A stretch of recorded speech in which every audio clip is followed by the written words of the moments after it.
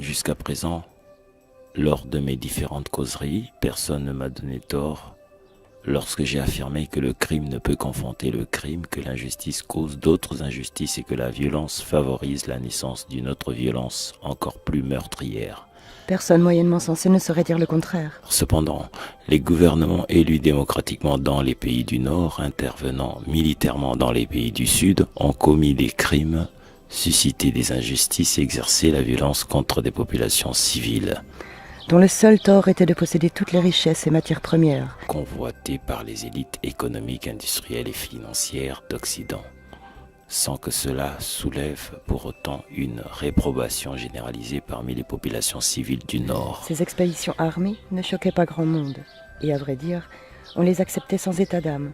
Probablement parce que depuis le 19e, et plus encore pendant tout le 20e, ces interventions sont devenues banales.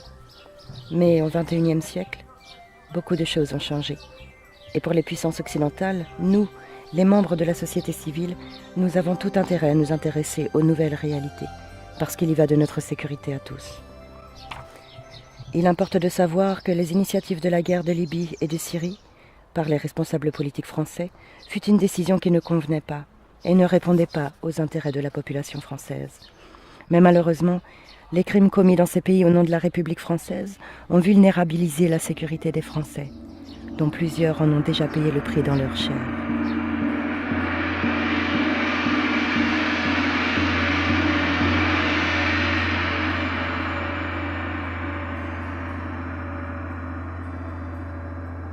Outre les guerres de Libye et de Syrie, l'alliance privilégiée des gouvernements français avec la dictature saoudienne et leur silence complice sur le Yémen alourdit davantage la menace qui pèse sur notre sécurité. Certes, tout cela obéit à une logique qui convient parfaitement aux intérêts de l'industrie de l'armement pour les pays du Golfe Persique, aux transnationales pétrolières, à l'alignement sur le dispositif nord-américain dans la région. Mais la sécurité, la vie de la population française et de tous ceux qui se trouvent sur le territoire français sont beaucoup plus importantes que la multiplication des bénéfices qui vont aux élites économiques, industrielles et financières. Les peuples ont les gouvernements qu'ils méritent. Ils ont les dirigeants qu'ils se donnent. Ces phrases, je les entendais autrefois en Colombie, mon pays d'origine. Or, je suis arrivée à la conclusion que dans une société où une partie de la population est analphabète, on n'a reçu aucune instruction et vit souvent au-dessous du seuil de pauvreté, l'on ne peut pas demander à ce peuple d'avoir la même capacité de discernement que nous pouvons attendre de la part des citoyens d'un pays industriellement développé, comme par exemple la France. En conséquence, cette maxime proverbiale « les peuples ont les gouvernements qu'ils méritent », sûrement valable pour les pays riches, ne l'est pas du tout pour les pays où non seulement la population est maintenue dans l'ignorance et la misère, mais où de plus n'existe pas une garantie pour que les membres de l'opposition politique ne soient exterminés. Je me rappelle qu'au début des années 1980 est né en Colombie un parti politique de gauche appelé Union patriotique. Très rapidement, à la surprise générale, ce jeune parti a fait une percée politique inattendue et inimaginable aux élections législatives et dans toutes les élections municipales et régionales du pays. Cette manifestation populaire, exprimée dans les urnes, a provoqué, parmi les secteurs les plus retardataires de la Colombie, une réaction d'extermination contre les dirigeants de l'Union patriotique. Cela a commencé avec l'assassinat des élus de ce parti, sénateurs, députés, maires, conseillers municipaux, régionaux, et même un premier puis un deuxième candidat présidentiel de l'Union patriotique. Ensuite, le crime a frappé aussi les militants de base et les sympathisants de ce parti. Si bien qu'au milieu des années 1990, les quelques survivants de l'Union patriotique ont dû soit s'exiler à l'étranger, soit rejoindre la guérilla pour ne pas se faire assassiner froidement.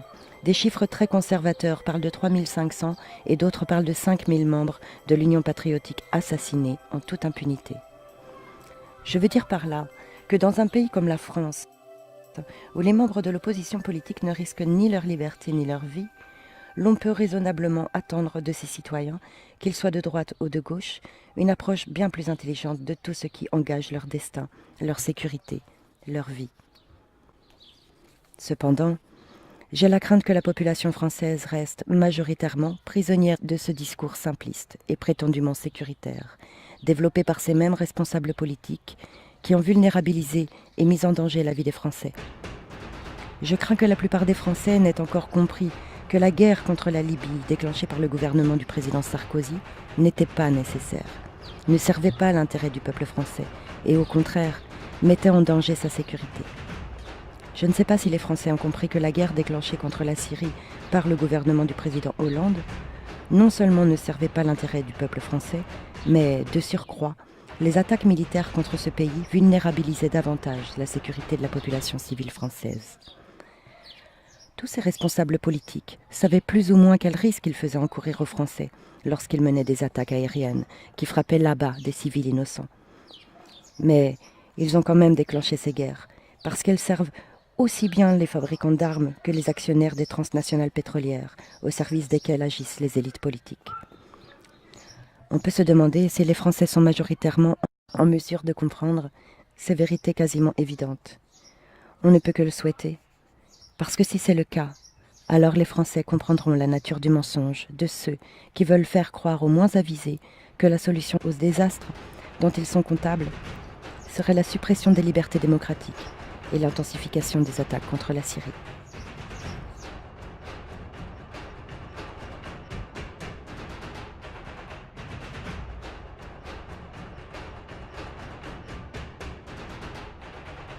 Les peuples ont les gouvernements qu'ils méritent. Ils ont les dirigeants qui se donnent. Dans une tribune publiée par Le Monde, sous le titre « La France n'est pas le gendarme du monde, l'ONU doit intervenir », l'auteur de cette tribune, le docteur Chloé Morel, historienne spécialiste des Nations Unies, rappelle que « La France est clairement engagée militairement en Syrie et en Irak, et ce sur un mode croissant. Depuis les débuts de l'opération Chamal en septembre 2014, la France a effectué plus de 4000 sorties aériennes et a mené plus de 600 frappes, dont le bilan fourni par le ministre français de la Défense, Jean-Yves Le Drian, le 21 janvier 2016, était de 1000 djihadistes de l'organisation État islamique. Et le président Hollande a affirmé récemment vouloir encore intensifier ses frappes. Pas besoin d'être avisé pour comprendre le cynisme mensonger du président Hollande lorsque, suite aux atrocités du 13 novembre 2015, il nous a dit que désormais la France était en guerre, alors qu'il avait déclaré la guerre à la Syrie dès son arrivée à la présidence. Et il savait qu'il mentait en nous disant que ces criminels nous haïssent parce que nous sommes le pays des droits de l'homme, alors qu'ils haïssent les Français parce que c'est en leur nom que lui et son gouvernement ont fait attaquer la Syrie en faisant des victimes civiles innocentes. Le docteur Morel signale avec raison: plutôt que d'intensifier ces attaques aériennes qui ont fait des dizaines de victimes civiles innocentes, notamment des femmes et des enfants, il faut arrêter ces frappes en Irak et en Syrie. Sinon nous serons pris dans une spirale infernale, celle d'une guerre qui frappera de plus en plus de civils, en Syrie comme en France. Une guerre qui frappera de plus en plus de civils en Syrie comme en France, c'est simple, et pourtant, cette vérité semble être particulièrement difficile à saisir. Peut-être parce qu'il s'agit d'une nouvelle réalité, dans le sens qu'auparavant, les élites politiques de la métropole décidaient, selon leur convenance, de faire la guerre aux colonisables et ou aux colonisés, sans que le territoire métropolitain ne devienne jamais le théâtre de ces guerres. Mais il faut prendre conscience qu'au XXIe siècle, ce temps est révolu à cause de la capacité de riposte et de la volonté qu'ont beaucoup de ces pays de porter cette guerre au sein des États qui l'ont initiée. Le docteur Morel a raison d'affirmer que ce n'est pas la France de faire le gendarme du monde. Au lieu de dépenser des sommes colossales dans l'armement et dans ses frappes meurtrières à l'étranger, la France devrait consacrer son argent à financer davantage les services publics comme la santé, l'éducation, la culture, l'aide à l'emploi. Ainsi, cela réduirait la fracture au sein de la société, le sentiment de beaucoup de Français de se sentir exclus, la frustration qui conduit bien des jeunes à se réfugier dans la radicalisation islamiste, et d'autres à adopter des réflexes xénophobes et à écouter les sirènes fascistes. L'expérience et l'histoire l'ont bien montré. Lorsqu'une puissance se prend pour le gendarme de la planète, cela se traduit par une prolifération de guerres injustes contre les peuples du Sud, dont les populations civiles payent toujours un prix exorbitant. Par exemple, les gouvernements successifs des États-Unis convaincus que la divine providence leur avait donné la mission de combattre le mal partout, ont multiplié leurs interventions armées à l'étranger, avec les conséquences que l'on connaît.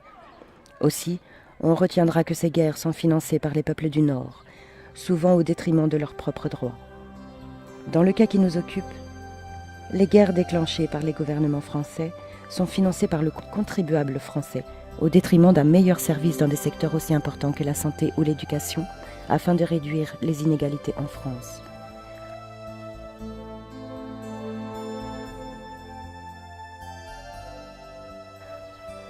Le contribuable français doit financer des guerres qui ont comme seul objectif d'assurer aux prédateurs occidentaux le contrôle et le pillage des matières premières qui se trouvent dans les pays du Sud. Car les élites économiques ultralibérales qui s'opposent à l'intervention de l'État et sont hostiles à l'État-providence ici en France n'ont jamais cessé d'avoir recours à l'intervention armée de l'État français dans les pays du Sud. Chaque fois qu'il a fallu renverser un gouvernement pour y installer un autre plus docile ou simplement pour protéger une dictature corrompue contre le désir de changement de la population. J'ai toujours eu une pensée solidaire pour les victimes civiles des interventions militaires dans les pays du Sud. Et je pensais avec empathie à leur angoisse de se trouver un jour au mauvais moment, au mauvais endroit. Mais c'est à présent que, la peur au ventre et la rage au cœur, je découvre, hélas, le malheur d'éprouver cette crainte que l'un ou l'autre des miens puisse un jour se trouver au mauvais endroit, au mauvais moment. Les hélicoptères de la sécurité civile et de nombreux militaires se déploient sur les lieux. Les ambulances, elles, évacuent les nombreux blessés, mais pour beaucoup, il est déjà trop tard. La préfecture des Alpes-Maritimes évoque un attentat. J'ai été certainement frappée par l'angoisse et ébranlée dans ma sensibilité de grand-mère le soir du 14 juillet, lorsque même des enfants ont été massacrés sur la promenade des Anglais à Nice. Maintenant, à partir de ma propre angoisse, je découvre le vrai enfer quotidien que vivent dans l'impuissance les populations civiles dans ces pays que nos gouvernements font bombarder au nom de la France. Il faut donc avoir l'honnêteté et le courage de le dire. La haine de ces gens envers la France et les Français devient réalité instrumentalisée, comme c'est déjà le cas, malheureusement, pour frapper des civils en France, en rendant ainsi de plus en plus réciproque la violence criminelle.